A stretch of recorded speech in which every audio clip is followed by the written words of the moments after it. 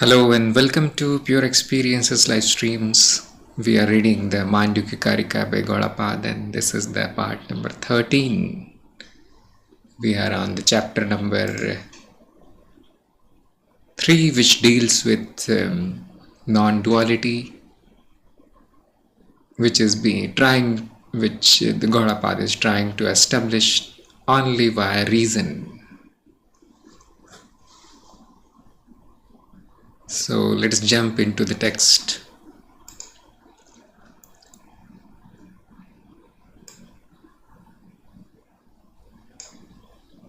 This is the verse number 30. There is no doubt that the mind, which is in fact non-dual, appears as dual in dream. In like manner, undoubtedly, that which is non-dual appears as dual in the waking state also.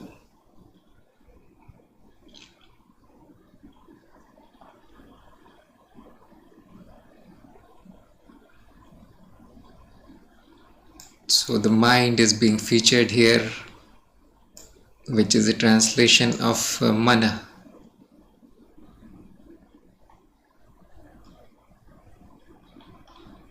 Shankar says that really speaking, the snake is identical with the rope. In like manner, the mind, which is non-dual as Atman, appears undoubtedly in dual forms in dreams. Verily in dreams, such objects of perception as elephants or their perceivers such as the eyes have no existence independently of consciousness. Similar is the case in the waking state as well. For consciousness or mind, which is the highest reality, is common to both. So here Shankar is not really distinguishing between mind and consciousness, which is very interesting. Probably somebody else is doing that by translating the mana as Atmana. We do not really know. So Anandgiri says, and the opponent may be content that previous Karika admits in duality. The Karika shows that the perception of duality is due to our ignorance. No. The only reality, both in dream and in the waking state, is mind or consciousness, which appears as dual. That is the perceiver and the perceived on account of ignorance.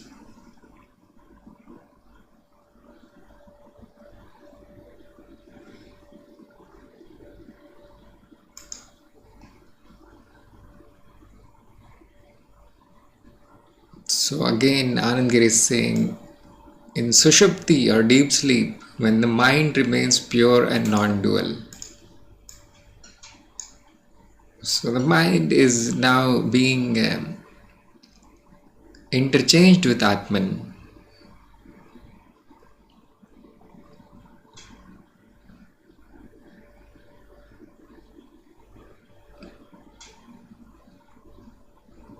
That the perceiver and the perceived in the dream state have no existence independent of the mind is known in the waking state. In the waking state also, what is perceived is only the act of the mind. The same consciousness is common in both the states. The idea of a mind having the dual characteristics of determination and volition is superimposed upon the substratum.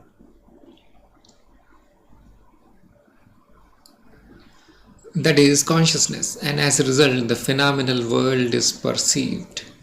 It should not be thought that there is any other cause for appearance of duality excepting ignorance.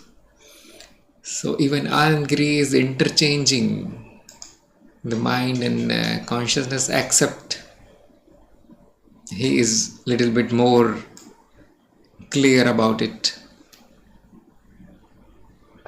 So yes, the Atman does not have these characteristics of determination or volition, which is intention and will. The mind has this, and that is superimposed upon the substratum. which is the consciousness. So after so much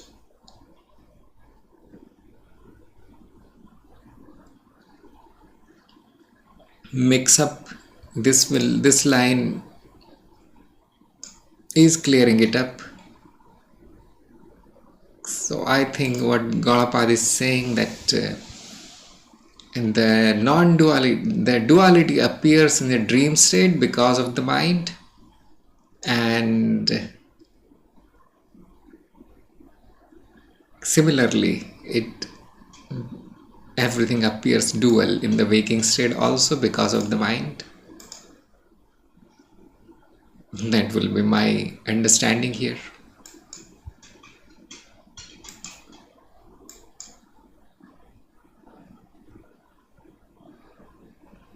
(31) All these dual objects comprising everything that is movable and immovable, perceived by the mind, are mind alone. For duality is never experienced when the mind ceases to act.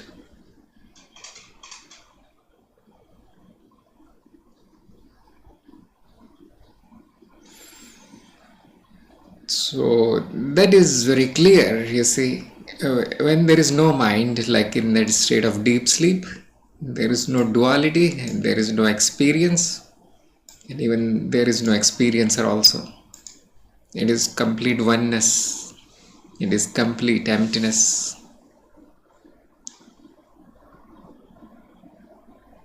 Movable and immovable means the living and the dead. So this is a translation of the charam, characharam.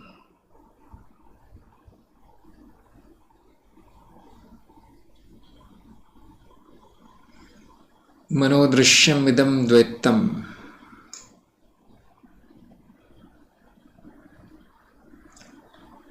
It is all, the duality appears because of the mind, because of the dividing action of the mind. Now, what is Shankar saying here?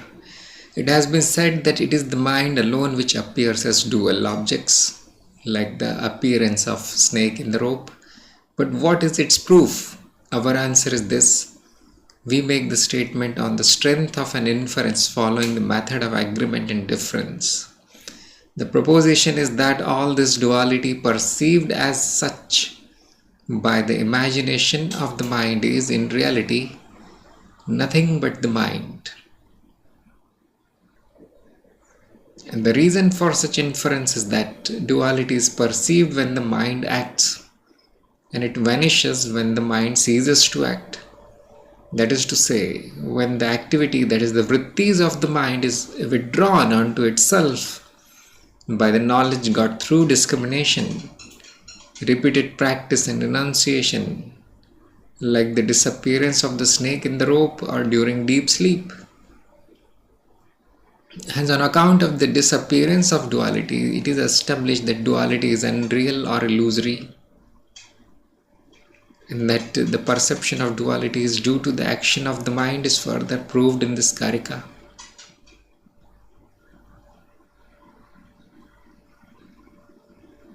So he is saying the same thing, that whatever appears as dual is an activity of the mind, which is the vritti. It is possible to stop this, and because it is possible to stop it, and it happens naturally during the deep sleep, it means it is false. It does not stay, and therefore it is only a superimposition on the substratum. Anandgiri says this may be called Samadhi, but Vedanta does not prescribe any mechanical method for the attainment of this state. The Vedantic method for control of the mind is the discrimination between the real and the unreal,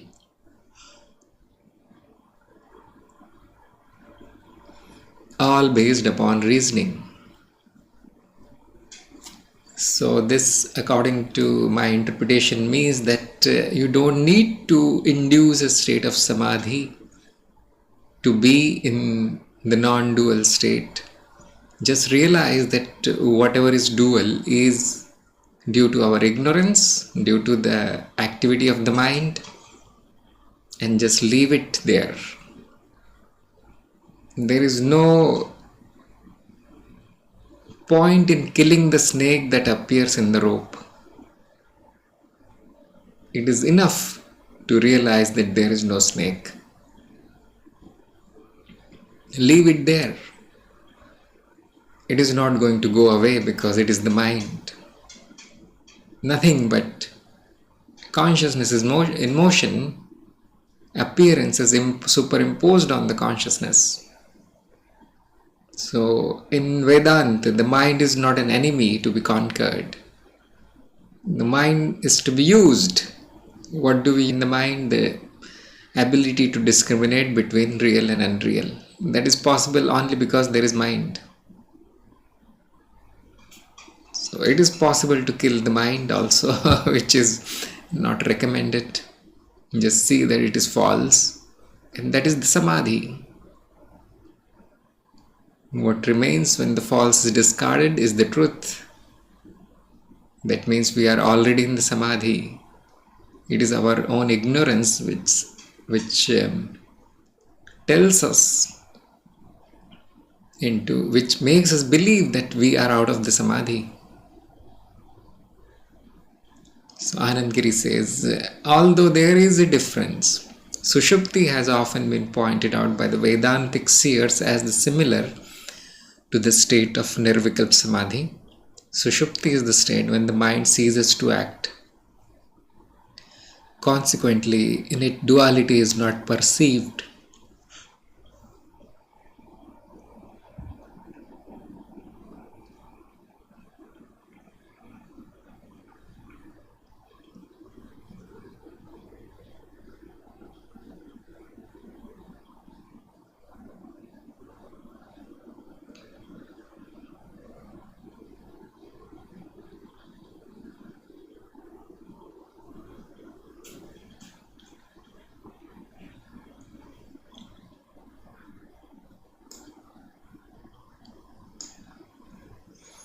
There is a tiny bit of difference between Nirvikalpa Samadhi and Sushupti.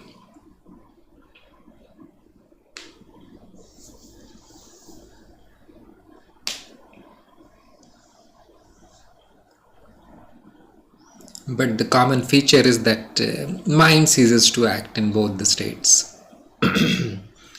Sushupti is natural, the sleep arrives naturally. Nirvikalpa Samadhi is forced. You need to practice a lot to get into that state.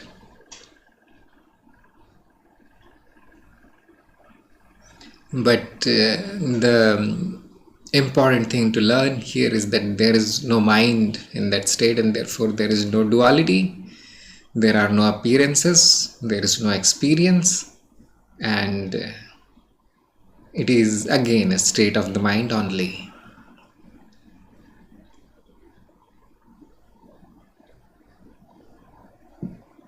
Which means it does not last. If it comes and goes,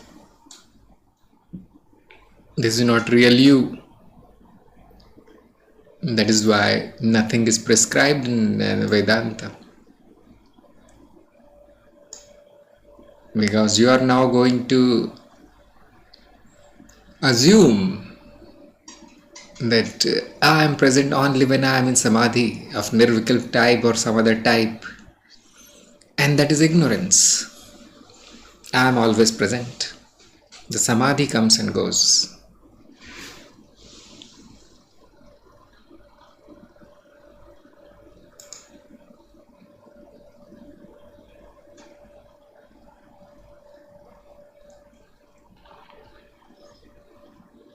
(32) When the mind does not imagine on account of the knowledge of the truth which is Atman, then it ceases to be mind and becomes free from all ideas of cognition for want of objects to be cognized.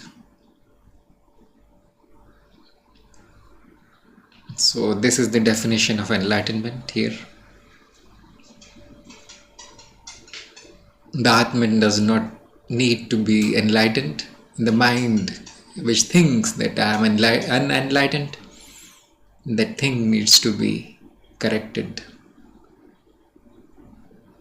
Shankar says, how does the mind become naught? It is thus replied, the Atman alone is the reality, like the clay, as in the Shruti passages. All modifications are mere names arising from the efforts of speech. The clay alone is real. That knowledge of the reality of Atman comes through the scripture and the teacher. The mind, having attained to that knowledge, does not imagine, as there remains nothing to be imagined. The mind then is like fire when there is no fuel to burn. When the mind does no longer imagine, it ceases to be mind. That is, the mind, for the want of any object to be cognized, becomes free from all cognition. So very much reminiscent of the Buddha's teaching on mind, cessation of mind, and also reflects a little bit of Patanjali here. So how does it happen? How is it even possible that the mind does not imagine? It happens because after the student comes in contact with the scriptures or the teacher, the knowledge is gained of the true nature, the essential nature of myself, which is not the mind. Discriminate between the mind and the self, the conscious, and this leaves the mind without any fuel, like he's saying, and slowly it comes to a stop. That means it ceases to be the mind. That is a state of liberation also. And that is also the enlightenment, where whatever is being imagined or whatever is mental activity is simply discarded as unreal. The mind itself will do that, and therefore nothing remains for the mind to hold on to.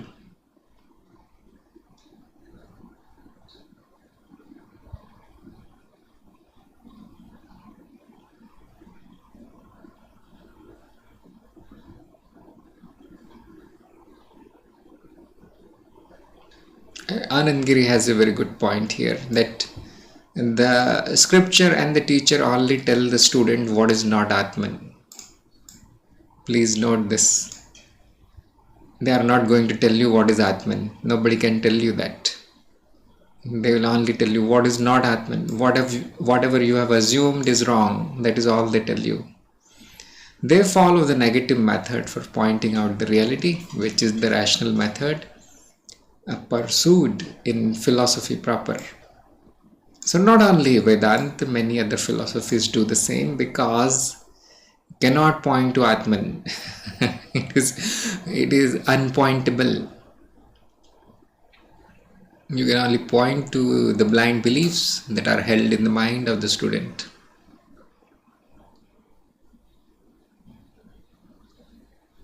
The acts of mind which conjure up the world of duality belong to the empirical realm, that is, to the realm wherein the duality of the subject and the object is recognized. But such action becomes impossible in the absolute state, where there is no consciousness of subject and object. In that state, Brahman alone is realized, and hence the mind, consisting of determination and volition, ceases to exist. Then mind becomes identical with Brahman, which is free from all duality and cognition.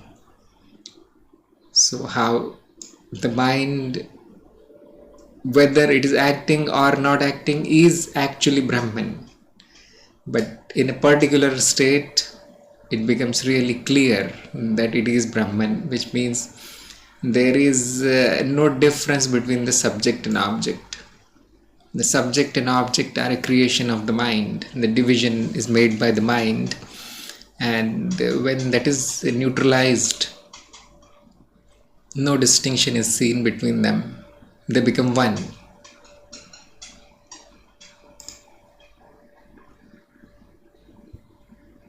So as soon as there is cognition, there is duality. As soon as the mind stops, there is non-duality.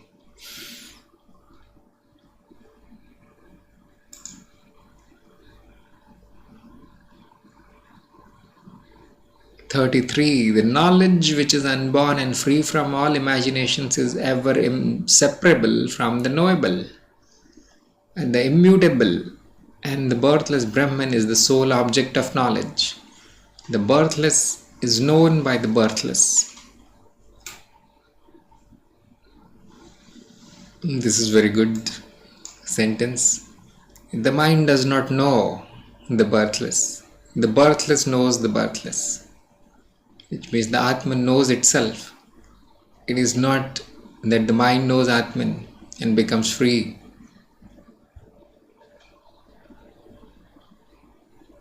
There is no distinction between that which is known and that which is knowing.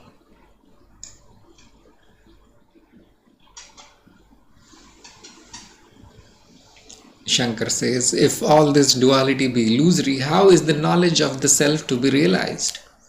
It is thus replied, the knower of Brahman describes knowledge, that is, the mere essence of thought, which is unborn and free from all imaginations, as non-different from Brahman, and the ultimate reality, which is also the object of knowledge.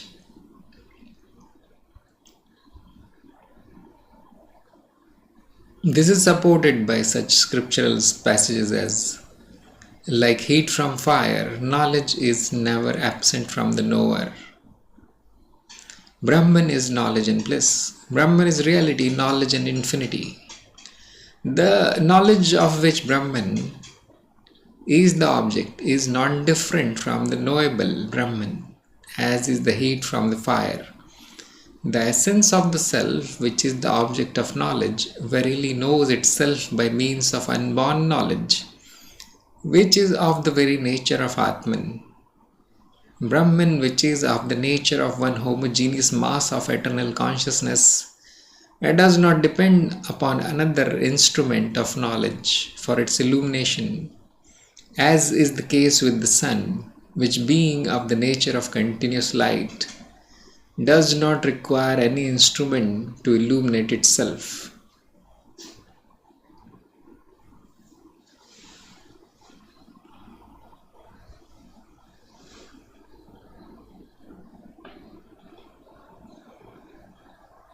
So it's very clear. The fire is not different from heat. This differentiation is done by the mind, by naming, by conceptualizing that which is into two. Similarly, Brahman is not different from what appears in Brahman. It is done by the mind, by naming, by attending to different aspects of Brahman separately. Although it is just one thing, the mind is also happening in Brahman. And this is very important, that you do not need a mind to know the self. The mind only knows what the self is not. That is all can be cleared from the mind. That which knows itself is Atman itself. It does not depend on any other instrument of knowledge to know itself.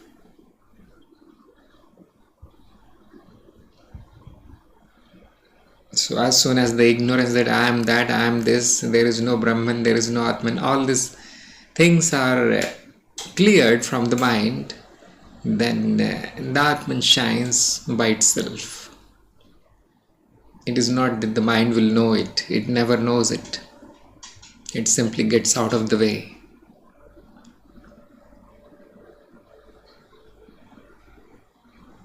The birthless is known by the birthless.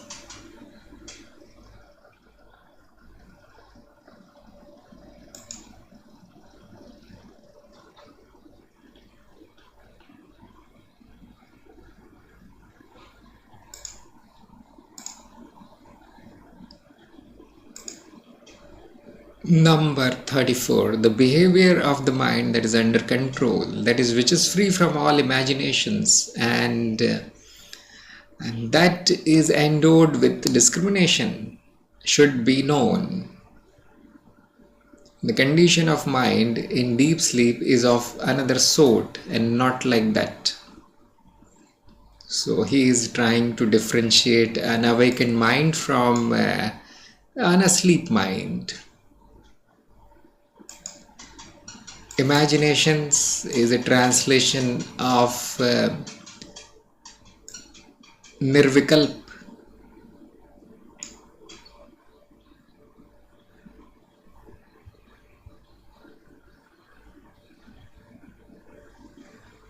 which means it is free from blind beliefs. It does not assume things. There are no assumptions present in the mind. That is a clear mind. And that is, he is saying, it is not actually like that of a deep sleep. It is different. So Shankar says, it has been stated from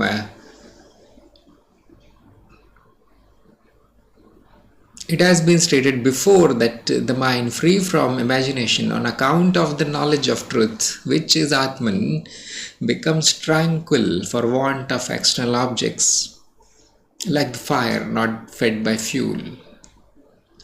Such mind may be said to be under control. It has been further stated that duality disappears when the mind thus ceases to act. The yogis should particularly know the behavior of the mind, which is thus brought under discipline, which is free from all imaginations and which is possessed of discrimination.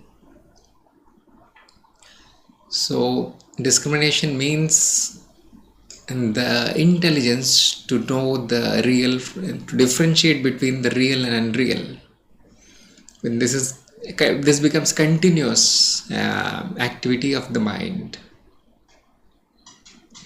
Or you can say, when this is the only activity, then it is as good as no activity. This is how we discriminate. This is how the mind can be stopped. Through discrimination. Otherwise, under ignorance, it continues. The fire keeps burning in the mind. It is a mind which is out of control. So there is an objection here. In the absence of all specific consciousness, the mind in the state of deep sleep behaves exactly in the same manner as does the mind under control. What is there to be known in the absence of all specific knowledge? So the objection is saying that it looks like unconsciousness to me. What is the use of this?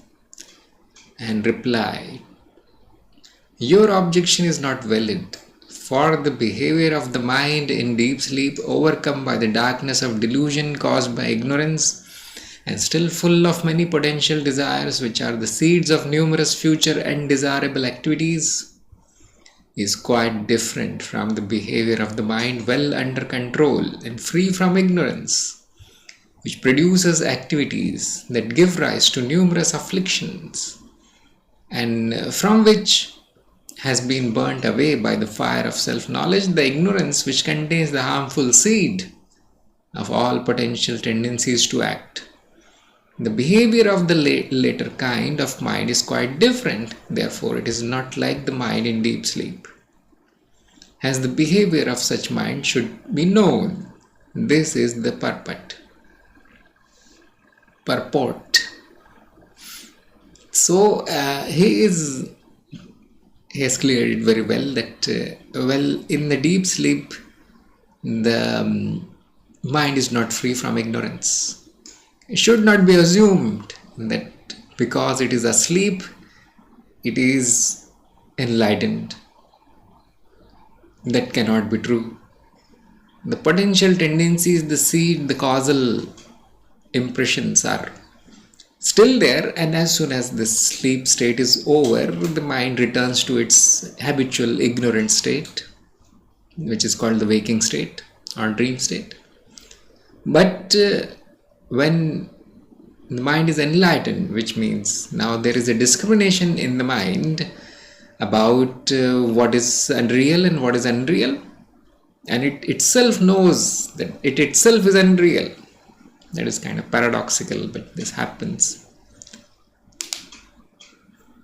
Then the seeds are not effective. The seeds do not produce any kind of unwanted activities or afflictions. All the mind keeps acting in some way, you see, it does not really stop. But all that is unnecessary is dropped.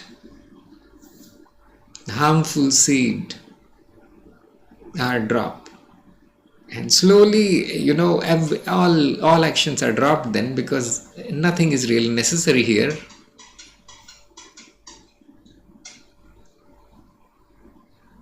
So it is not like deep sleep. Actually, it looks like it is totally opposite, except the common factor that the activity is not present. So non-activity in knowledge is different from non-activity in ignorance.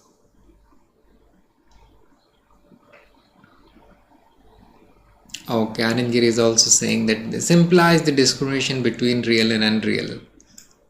This is called the knowledge. In the word prachar in the text implying a behavior or activity, char means to walk, to move. So this means activity.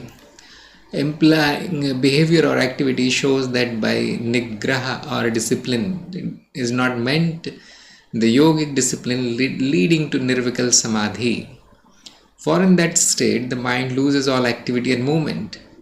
To a jnani, the prachar or the ideation of the mind is also Brahman. Therefore these ideations should be examined or analyzed.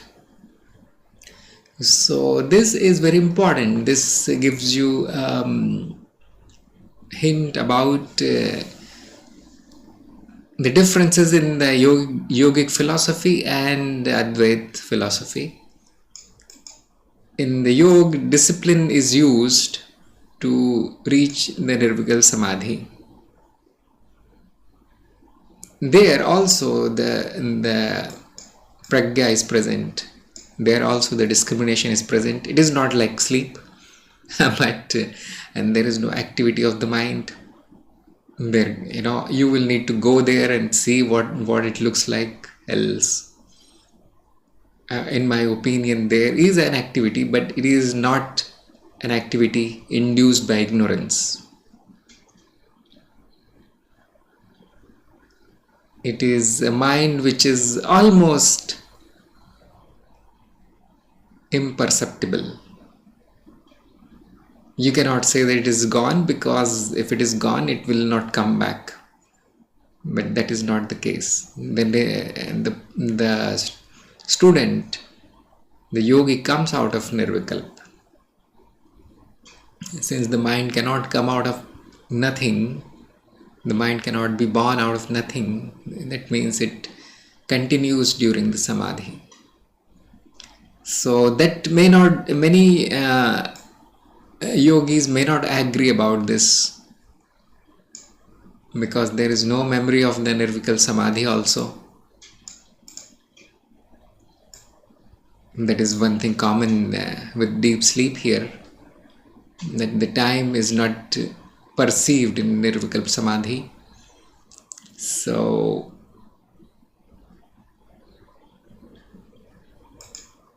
the difference is that on the path of knowledge, the knower knows the activity of the mind as equivalent to Brahman. It is nothing but consciousness. So we do not discard it. You simply examine and analyze it. There is no need to stop the mind, because a moving mind is also illusion. Stopped mind also illusion.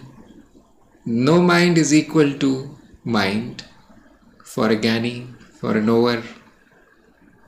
So the practices are dropped. The discipline is not required now. This is possible only through knowledge. The discrimination between real and unreal, it is possible only through that. That is possible only when the real nature of the self is known. Self-realization.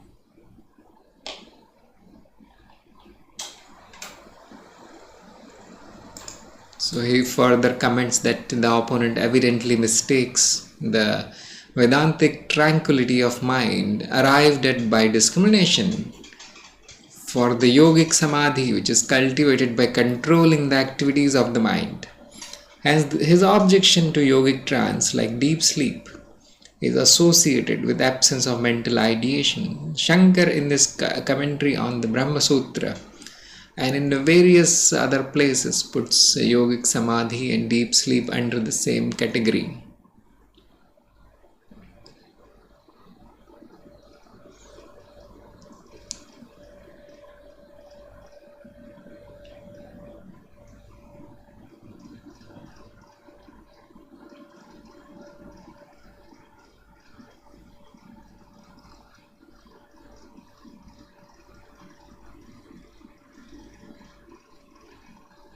Number 35. As the mind is withdrawn at the time of deep sleep, and not so in the case of the Vedantic discipline,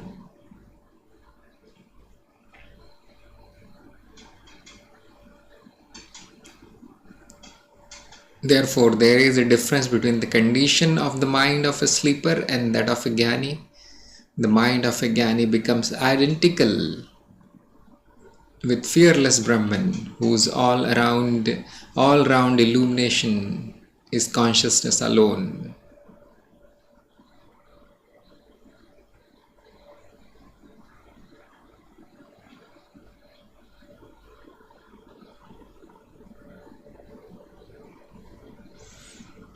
Now it is stated that the reason for the distinction between the behavior of the mind of a sleeper and that of a jnani, the mind in deep sleep with the desires which are cause of all experiences during the state of ignorance, goes back to the seed-like condition of potentiality characterized by the undifferentiated feature of darkness. But the mind of a jnani, which is disciplined by discrimination, is not so withdrawn.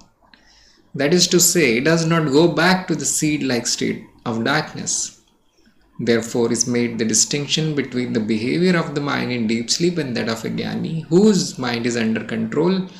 When the mind becomes free from all ideas of the perceiver and the perceived, the dual evils caused by ignorance, it verily becomes one with the supreme and non-dual Brahman. Therefore, the mind becomes free from all fear. For in that state, the perception of duality, which is the cause of fear, is absent. Brahman is peace and fearlessness. Having realized Brahman, the jnani is not afraid of anything. And this is thus further amplified. Jnanam means the essence of knowledge, that is the consciousness which is the very nature of Atman or the self. Brahman is that whose expression is the knowledge thus described. In other words, Brahman is the one mass of sentiency. The word all round in the text implies that this knowledge of Brahman is without break and all pervading like the ether. But here the essential thing is the distinction between the sleep and the state of an awakened mind.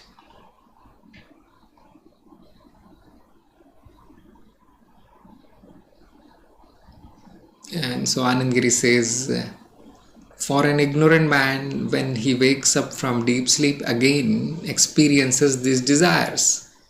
And therefore the desires are said to remain in potential state in deep sleep.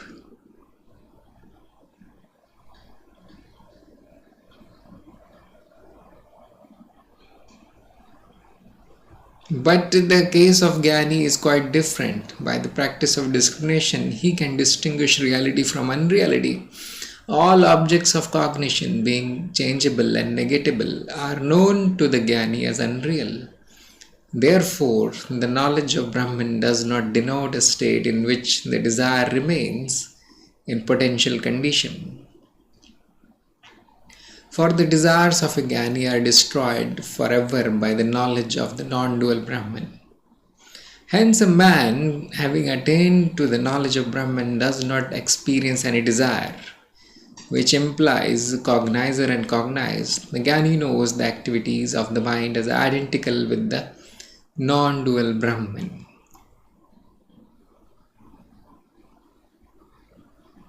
So, no matter what the state, the discrimination between real and unreal is maintained by an awakened mind.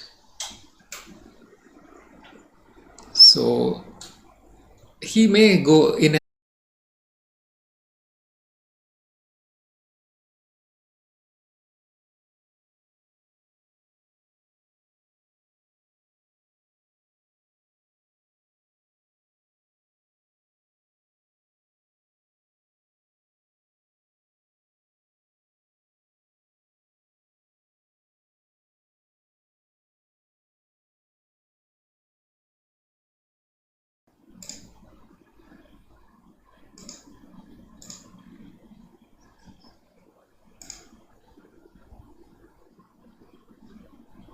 So, no matter what is the state of the Gyani, he can discriminate between what is real, what is unreal,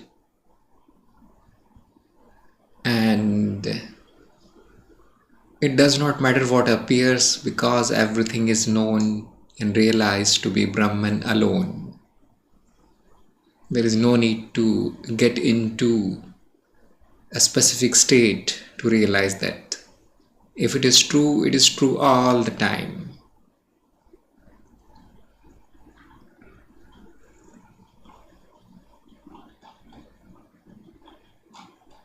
This is the characteristic of an awakened mind.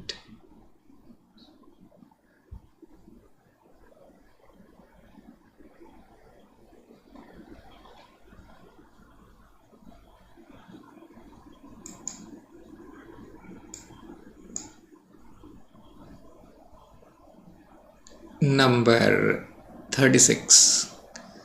This Brahman is birthless, free from sleep and dream, without name and form, ever effulgent and omniscient. Nothing has to be done in any way with respect to Brahman.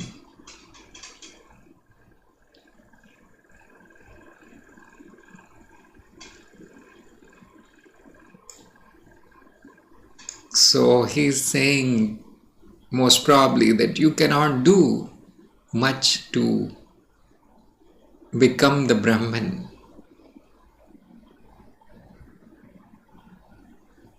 It cannot be attained by doing something, and therefore all the practices are useless.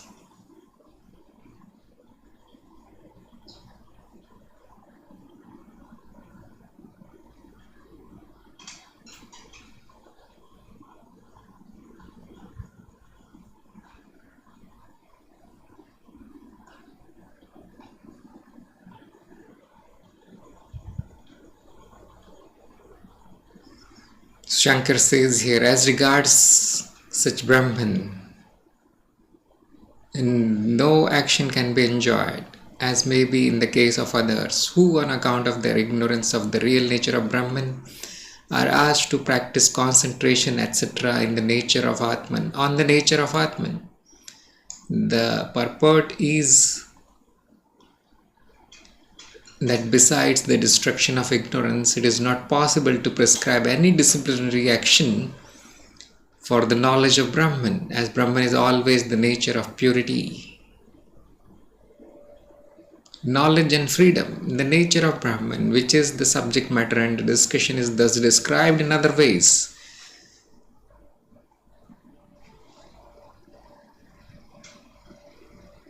The purport of this Karika is that apart from the realization of one's identity with the attributeless Brahman, no effort is to be made by him.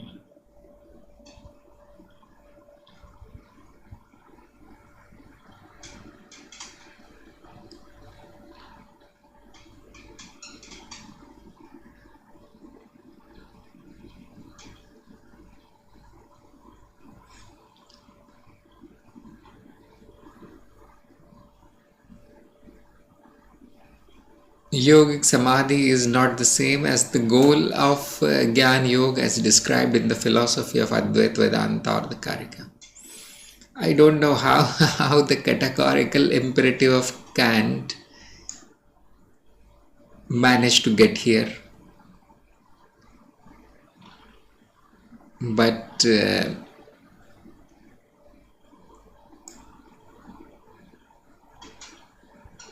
the point is very clear that the destruction of ignorance is not possible through any disciplinary action. It cannot be done by doing, it cannot be gotten by doing something. No amount of twisting your body, stopping your breath and meditating on this light or that light is going to produce any knowledge of Brahman.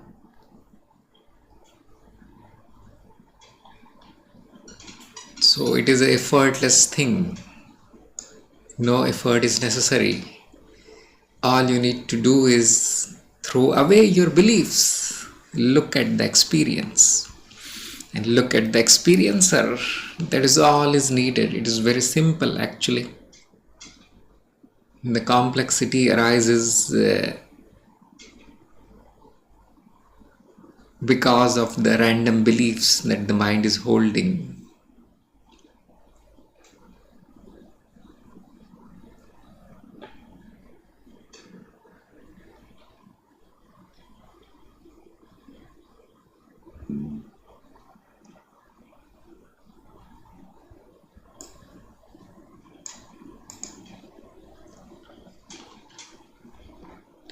"37. This Atman is beyond all expression by words, beyond all acts of mind. It is all peace, eternal effulgence, free from activity and fear, and attainable by concentrated understanding."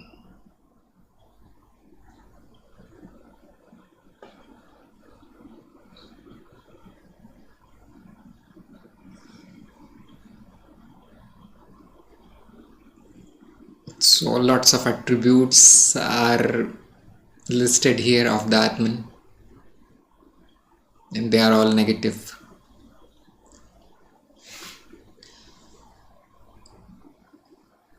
It is not actions of the mind, it is not activity, it is not darkness, it is not fear, and so on.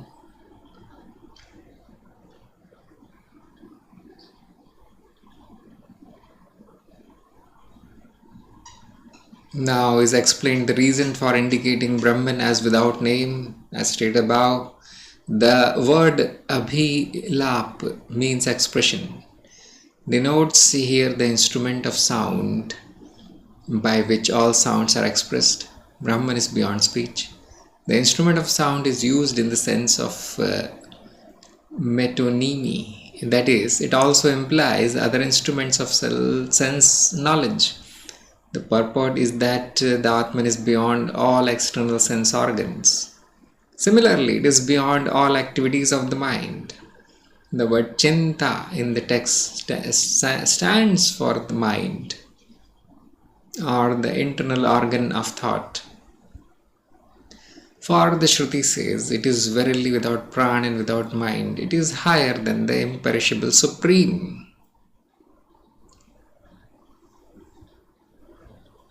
So I don't know why previously it was declared that consciousness is mind and mind is Brahman, but now the distinction is being made here.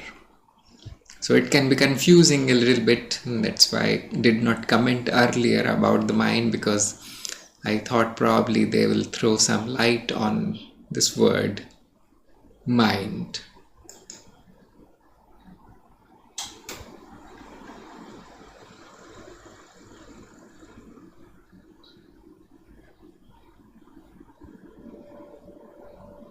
The Atman is it is all peace, free from all distinction. The Atman is ever effulgent.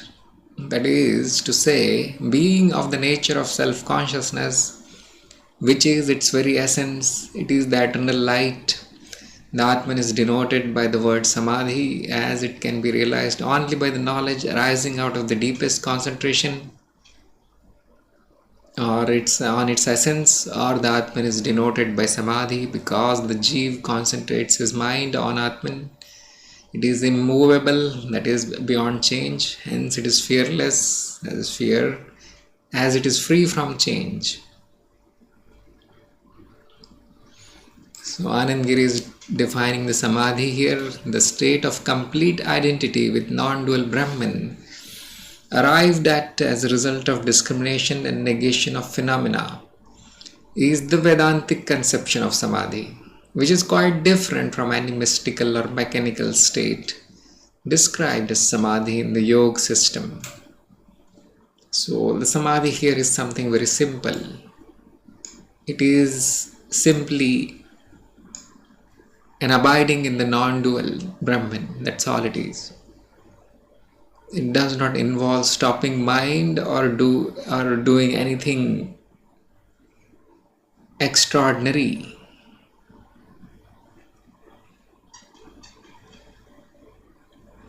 All you need to do is negate the phenomena, make it, understand that it is illusory, and there is the non-dual. Because we have only two things here. One is the experiencer and the other is the experience. When you say that all the experience is mind created and unreal, what remains is only one, which is the experiencer, which has no qualities at all, which is non-dual. It has no parts, and it is a changeless thing. It is a changeless nothing. Nothing changes there. And so there are no fears, there are no thoughts, there is no anxiety, and that is the condition of bliss. That is eternal happiness there, which is our own real nature. This can be simply known by knowing your real nature. There is no need to do the mechanical actions or disciplines.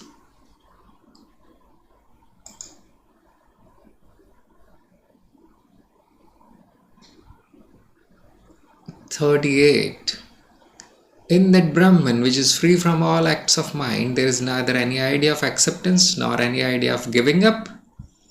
Established in the Atman, knowledge attains to the state of birthlessness and sameness, that is to say, changelessness.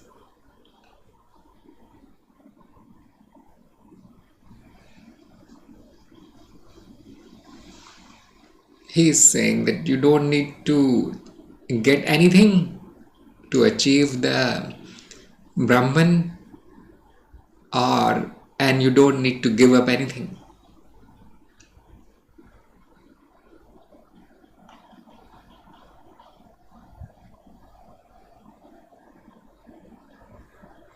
And similarly, Shankar is saying there is nothing to accept nor there is anything to give up.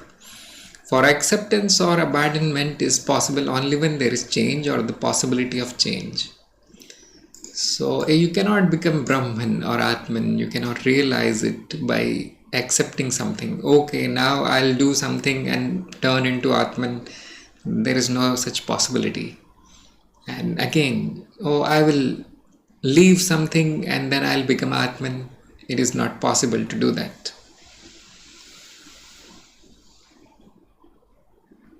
But both these are inconsistent with Brahman, as nothing else exists which can cause a change in Brahman. And further, because Brahman is without parts, therefore the meaning is that the Brahman, there is no possibility of either accepting or giving up anything.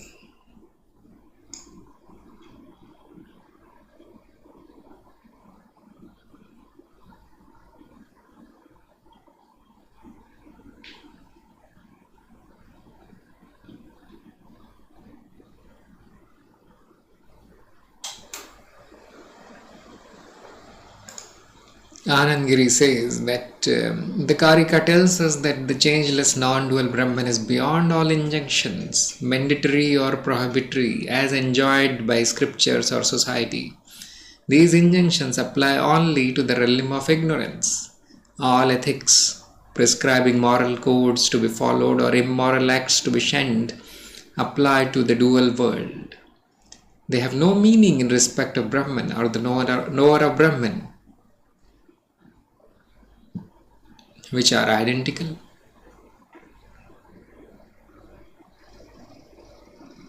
So knowledge of Brahman is same as Brahman. Those who know Brahman have already become Brahman.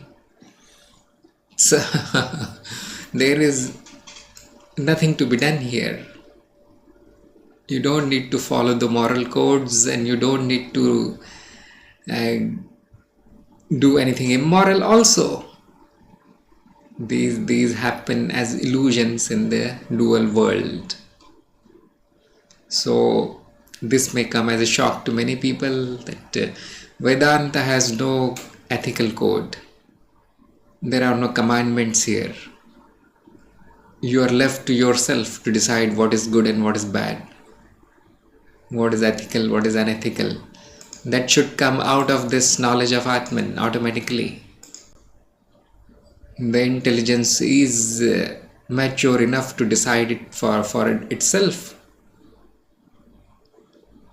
The mind is pure enough to know what is right and wrong.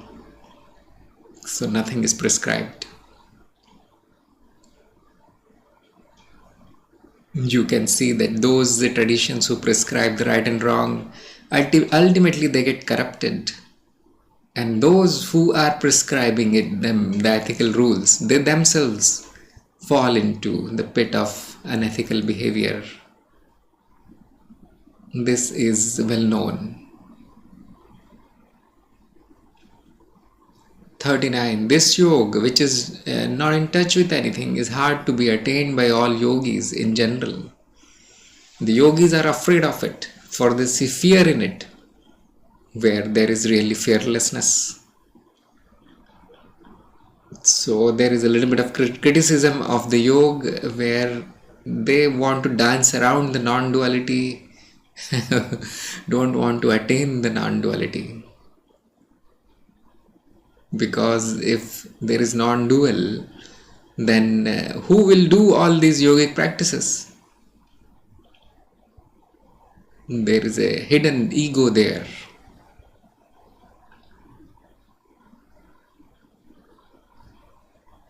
So Anandgiri says, although the word yoga signifies union, generally means contact between two, but derivatively, Jnana Yoga is not in touch with any idea or object, as there exists nothing else but the non-dual Brahman. Therefore, it is called the Asparsh Yoga, that is spiritual discipline which does not admit of relation or touch with anything else. So the Vedanta says, well, there is no two, what are you going to join? Which of these are going to unite? So it is one step ahead of yoga.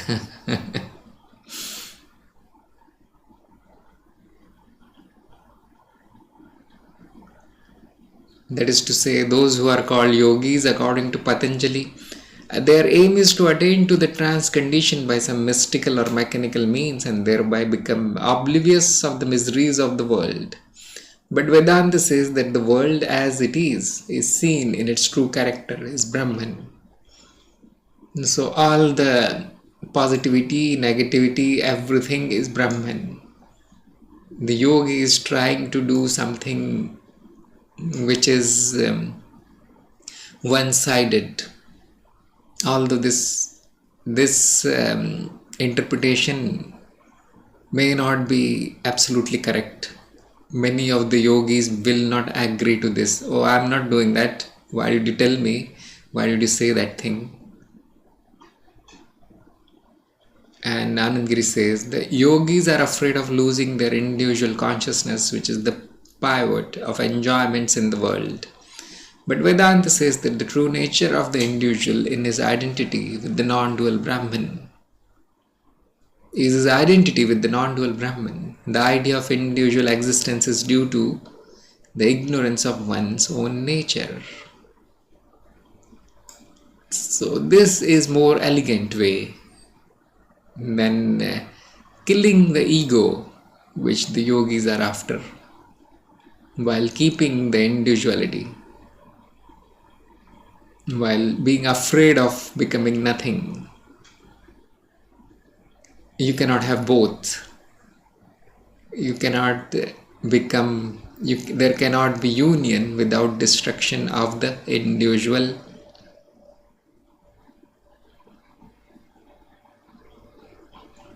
This cannot be done by practices.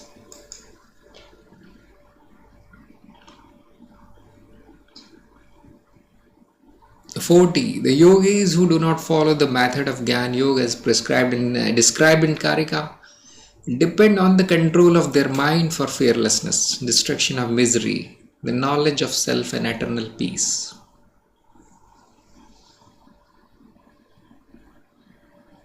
So some more comments on the yogis.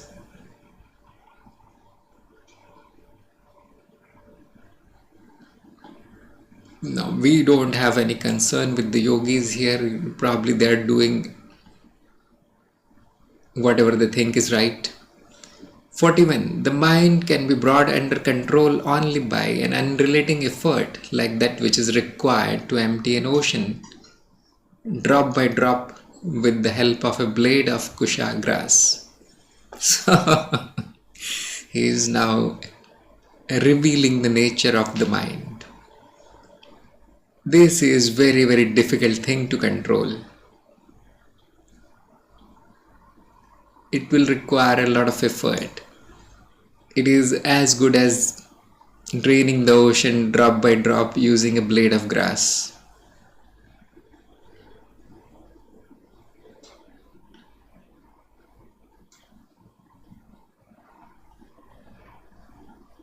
This Karika gives us an idea of the effort that a yogi should make to control his mind completely. But it appears that the complete suppression of the mental vrittis is impossible in this way. This must be the experience of many people. As the happiness of a yogi is dependent upon such suppression, he can never attain to eternal truth by the yogic method. Jnana Yoga is the royal road for the attainment of eternal truth and peace. This is true, but this every yogi is not going to agree with, because he will say it is not suppression. You are mistaking the control for suppression.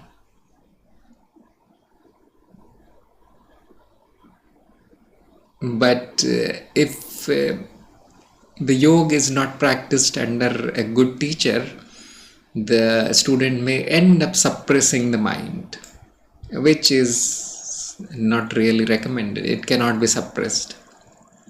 So you can see it as a wrong practice, suppression of mind. The Patanjali Yoga is actually focused on purification of mind, not of suppression. So I think the followers of Patanjali will not agree with Shankar here. That is my suspicion.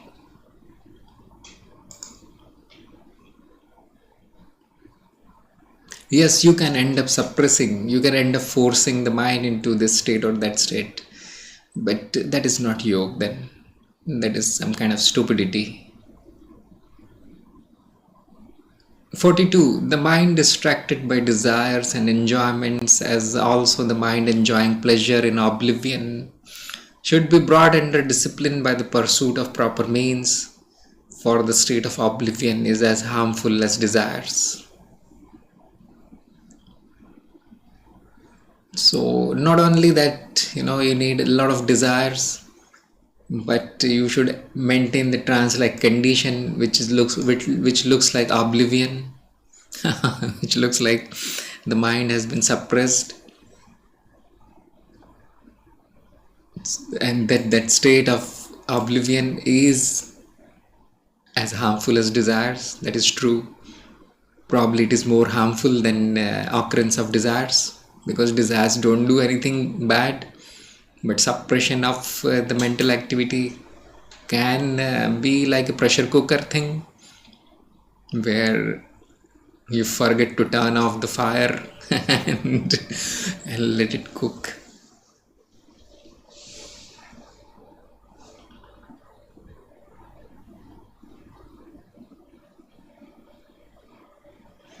So again, I am not very concerned about what the yogis are doing here,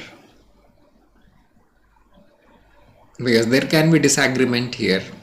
So it is not fruitful to push our opinions on the yogis. This is my opinion, obviously. 43. The mind should be turned back from the enjoyment of pleasures, remembering that all this is attended with misery. If it be remembered that everything is unborn Brahman, the born will not be seen. That is proper way, he is saying. Shankar says, what is the way of disciplining the mind? It is thus replied, remember that all duality is caused by avidya or illusion, and therefore afflicted with misery. Thereby dissuade the mind from seeking enjoyments produced by desires. In other words, withdraw the mind from all dual objects by impressing upon it the idea of complete non-attachment. Realize from the teachings of the scriptures and the acharyas that all this is verily the changeless Brahman. Then you will not see anything to contrary. It does not exist. The duality does not exist. So, and doesn't it look like a suppression also? No, it is a effect of knowledge.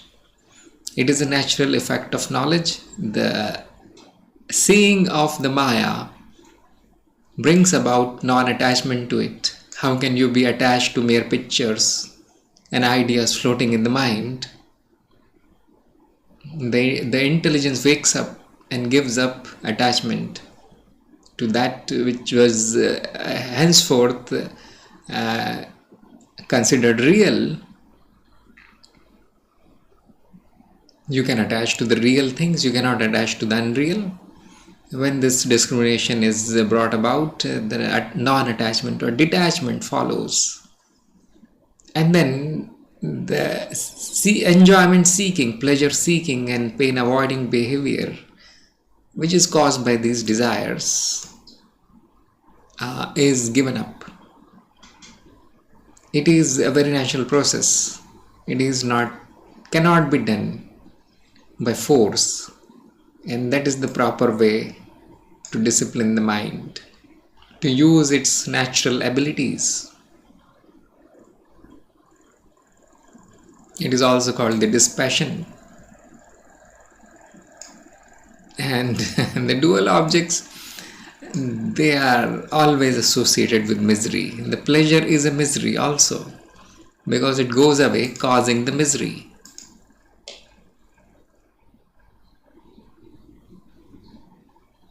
"44. If the mind becomes inactive in the state of oblivion, awaken it again. If it is distracted, bring it back to the state of tranquility. In the intermediary state, know the mind containing within it desires in potential form. If the mind has attained to the state of equilibrium, then do not disturb it again."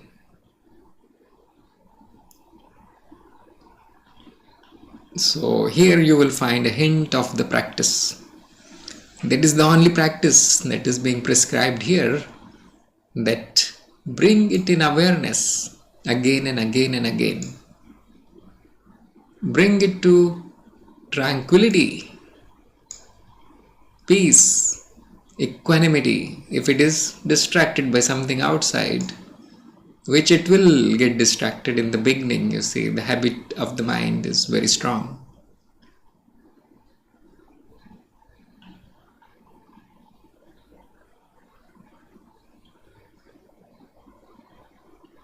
Shankar says, when the mind is immersed in oblivion, which is equal to Sushupti, then rouse it up by means of knowledge and by detachment. That is to say, turn the mind to the exercise of discrimination which leads to the knowledge of the self, which is remembering the self actually, self-inquiry, again and again and again. The word chit in the text bears the same meaning as manas or mind. Bring the mind back to the state of tranquility if it is distracted by various objects of desire. That you can do by seeing the nature of desires, that it is illusory.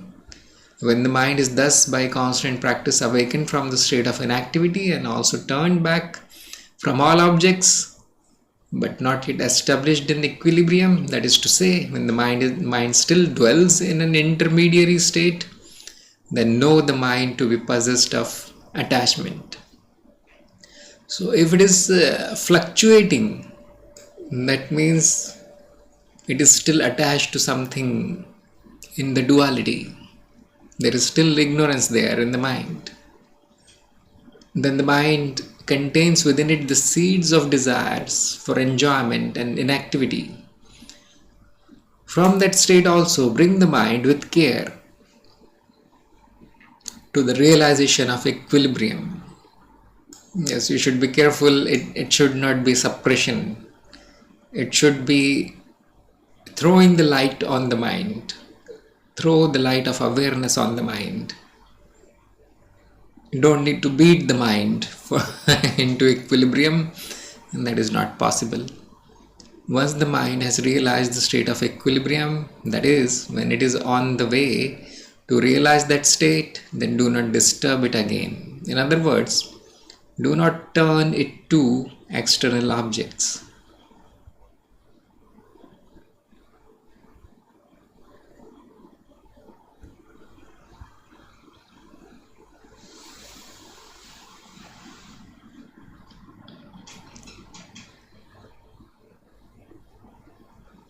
So Anand Giri is saying the yogic method may be followed with certain advantages by the student of mediocre intellect.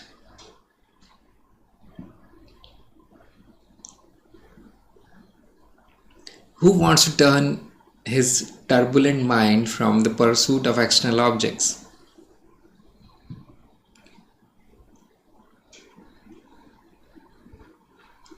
The yogic method gives him control over his mind. But even in such a case, yoga serves only temporary or subordinate purpose.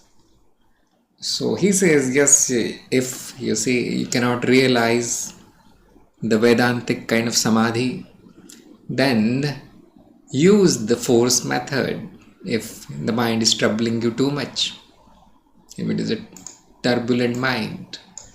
But it will remain a temporary measure. The permanent cure of the mind is knowledge only, detachment only. Not the tricks or the mantras or the japas or whatever. They are not going to fix the mind. They are like treating the symptoms, not treating the cause. The cause of a impure mind, violent mind, turbulent mind is ignorance, attachment. This is very beautiful, this is very important teaching, because it is not just the fluffy philosophy of some kind which I don't have anything to do with. This is very practical.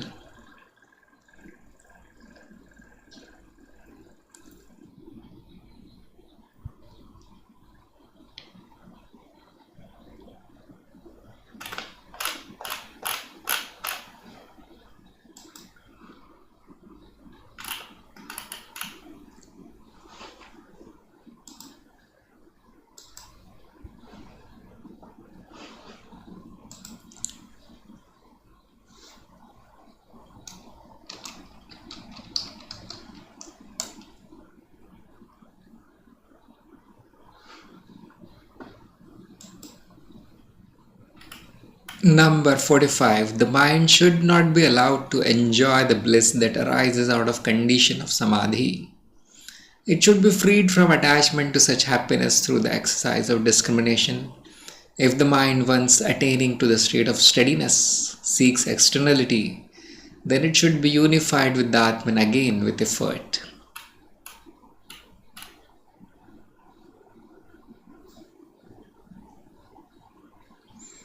So he is not recommending that you enter the Samadhi states for getting the bliss, for getting the happiness or pleasure of it.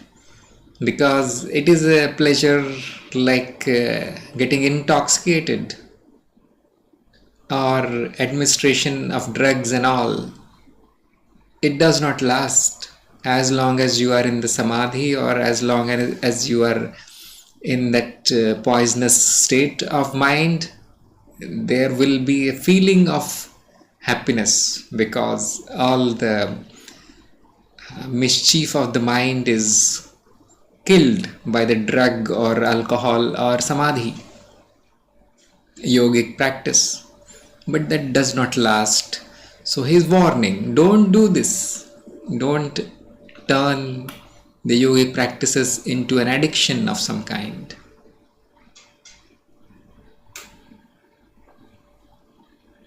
Then what then should be done by the student? He should be unattached to such happiness by gaining knowledge through discrimination and think that whatever happiness is experienced is false and conjured up by ignorance. The mind should be turned back from such happiness. When, however, having been once withdrawn from happiness and fixed on the state of steadiness, the mind again manifests its outgoing propensities. Then control it by adopting the above mentioned means with great care. Make it one with Atman. That is, make the mind attain to the condition of pure existence and thought. So he is saying the mind is going to slip, and with great care. Remember your true nature. Inquire again whatever the mind is throwing at you. Is it real or unreal? Bring back your discrimination. Stay there for a few minutes and you will find that the hankering behavior of the mind drops. It becomes steady again. And do it again and again and again. That is what is recommended.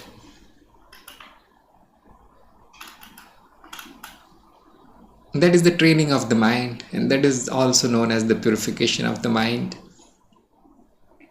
Usually the guru will prescribe some supporting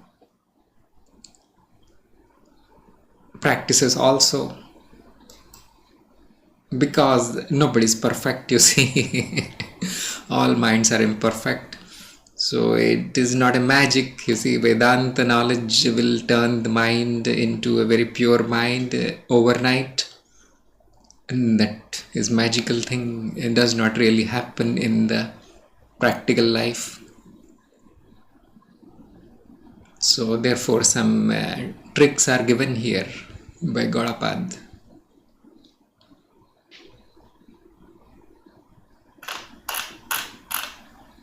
Know that the mind is also you. 46. When the mind does not merge in the inactivity of oblivion or become distracted by desires, that is to say, when the mind becomes quiescent and does not give rise to appearances, it verily becomes Brahman. So this boils down to no mind is equal to my real nature. My real nature is no mind. Then the question comes, what happens if there is mind, when there is mental activity, and that is also your real nature. Only that there are no attachments with the activity of the mind.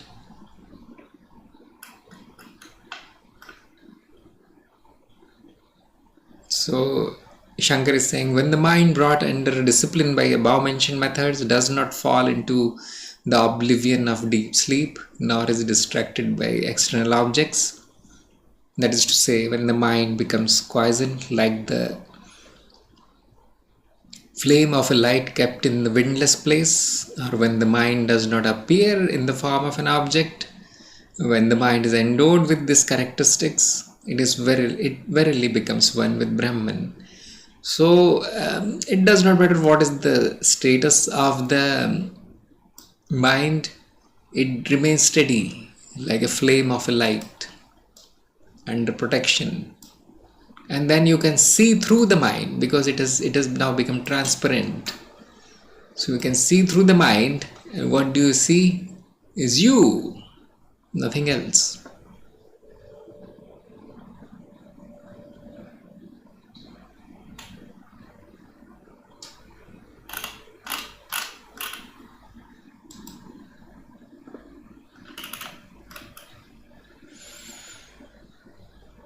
This highest bliss is based upon the realization of self. It is peace, identical with liberation, indescribable and unborn. It is further described as the omniscient Brahman because it is one with the unborn self, which is the object sought by knowledge. So such a state of the mind is perfect bliss.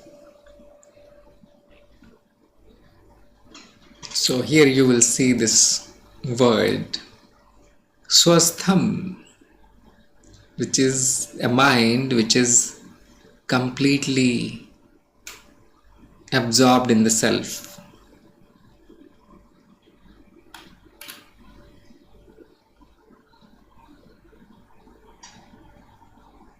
So this kind of mind is peaceful, it is liberated, and it is blissful. It is peaceful, liberated, and blissful.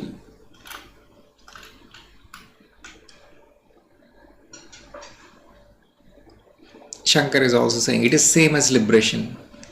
You don't need to attain any other kind of liberation if this is your condition right now. The liberation cannot be attained by any other means also. Although many people will not agree, but this is the Advaita view about the liberation.